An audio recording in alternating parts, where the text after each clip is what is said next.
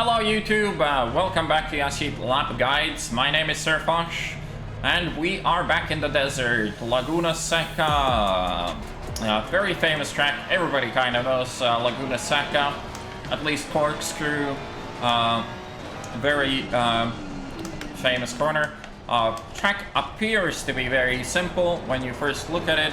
A lot of 90-degree corners, doesn't look too complicated, but it is very tricky for two reasons. These red sausage curbs, first reason, and the sand everywhere is the second reason. And riding the red sausage curbs very often leads you to also visiting the sand. That leads to ruining your tires, that leads to more mistakes.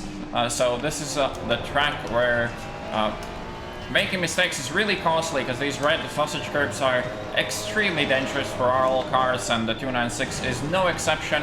Good news though, for the Ferrari enjoyers, the 296 takes corkscrew and the corner after much better, way less bumpy, way less chance to bottom out and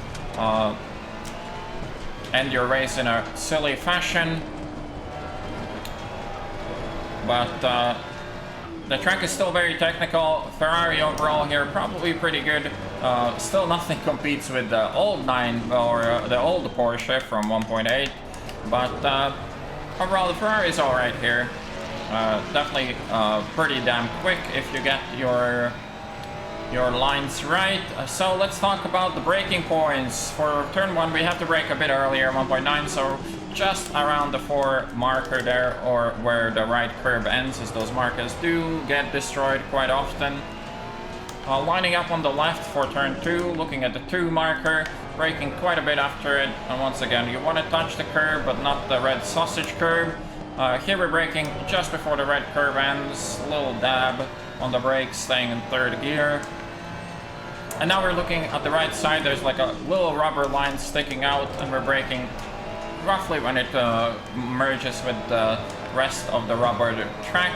And now this kink is a very dangerous corner. We're tapping the brakes at the 2 mark, trying to clip the apex a bit better than that, but avoiding the red sausage curve at all costs, as that will be an easy way to end your race. For corkscrew, we're braking just before the rubber lines on the crest, make sure not to lock up.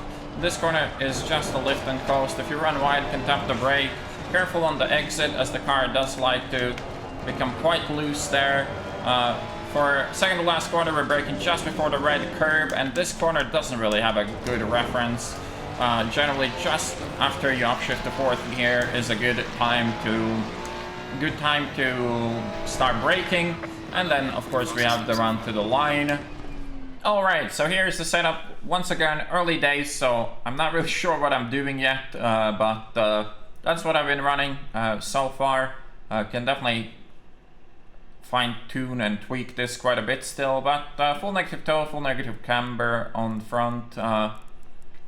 Still not sure what is the proper optimal way to make sure your tires last longer, but generally, because the front tires are not really being worked so hard in 1.9, it's not too bad to run the max camber and toe. Running half the toe on the rear for some rotation. 2 ABS, quite nice. Traction control, obviously your own choice.